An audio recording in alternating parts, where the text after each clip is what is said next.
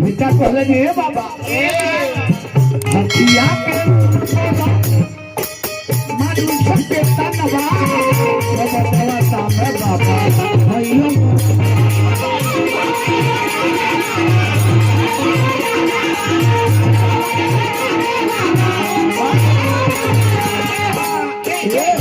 हथिया के सुर बोलो तन धीरे रही है झालर भैया हां भैया ये मारता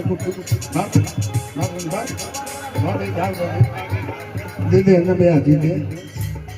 हमको कुछ के खोज में हमरा दिक्कत है हथिया के सुर बोलो मानुष के तनवा सब देवता में बाबा हो ना एक समय के बात रहे जैसे आज ये जगह पर सब देवता लोग बैठल रहे देवता लोग के मीटिंग बैठल सारा देवता लोग कहलक जे सबसे पहले पूजा हमार होई लेकिन शर्त लगल का तीनों लोग 14 भुवने मित्रम सबसे पहले जे घूम के आई ये भ्रमण करी ओकरे सबसे पहले पूजा हुई सारा देवता लोग अपना अपना सवारी से चल दल के मालिक गणेश जी पूछोए पर चढ़ के चले लगले बीचवा में नारद बाबा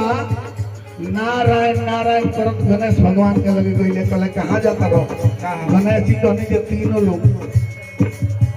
नारद बाबा समझौले तनी नायका भाई लोग के कोटेशन देते ओए भैया नारद जी गणेश जी के समझौले कहले के तीनों लोग रहुआ घर में डालो देव में देव महादेव जी महा का बात कोनो शब्द ना लगे माई पार्वती जा अपना माता पिता के परिक्रमा करो प्रणाम करके बैठ जा तीर्थ धाम घूमला के बराबर हो जाई एगो किताब में लिखल बा 7 हाली आ एगो किताब में लिखल बा 3 हाली गणेश जी भोला बाबा के माई पार्वती के परिक्रमा कइनी हो आ प्रणाम करके आसनवा पर बैठनी है मालिक सारा देवता लोग आके देखल तक लगे अरे दादा सबसे छोट सवारी है बाबा के बा सबसे पहले बाबा आई धन रहे बाबा ये हथिया के यही बात के गोस्वामी तुलसी बाबा रामचरितमानस में लिखल है कि प्रात काल उठे रघुनाथ था मातु पिता गुरु न वही माथा माई बाप से या गुरु से बढ़ के कोनो देवते नहीं गलता ये घड़ी के बेटा मत किसे अब हम अपना छपड़ा का बेटा ये घड़ी के बेटा दुर्गा जी के देखावत था सब धूपगा थी अपना माई बाप का मुंह में ढासता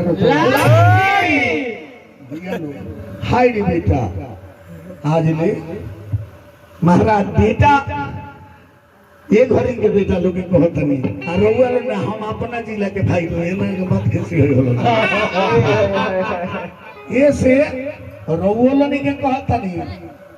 कुंवार लड़की के दुइये गो देवता माई बाप शादी शुदा पति पति परमेश्वर हो एक बाद कोनो देवते नहीं थे ना तो ये घड़ी कहता जहाँ तरह का बबुआ का कहता सास ननद के लाते मारे नंदो से रहे फार का रोज सुख समार के हम करब जाके जागी जागी महादेव जगाई महादेव यो शब्द गलती बा शिव पुराण में लिखल बा देवता लोग कहल जे हर हर महादेव बम बम महादेव जब संस्कार भइल बा सृष्टि के विनाश भइल बा भोला बाबा जागल बारे ये महाराज 8 वर्ष होले बारे तो देवता लोग गंगा जल से धतूर से बेल का पत्ता से पर चढ़ा के गाय का दूध से फांसा कोइले उल्टा जो पेल तो जागो जागो महादेव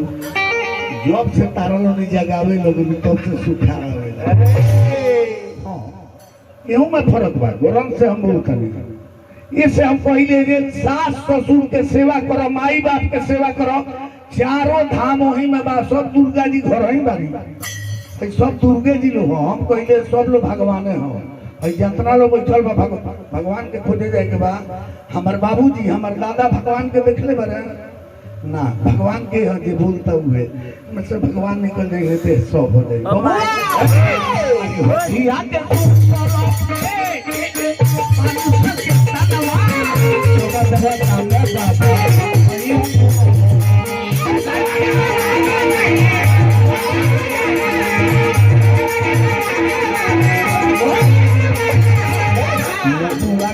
आके बाबा भोग के लगाई,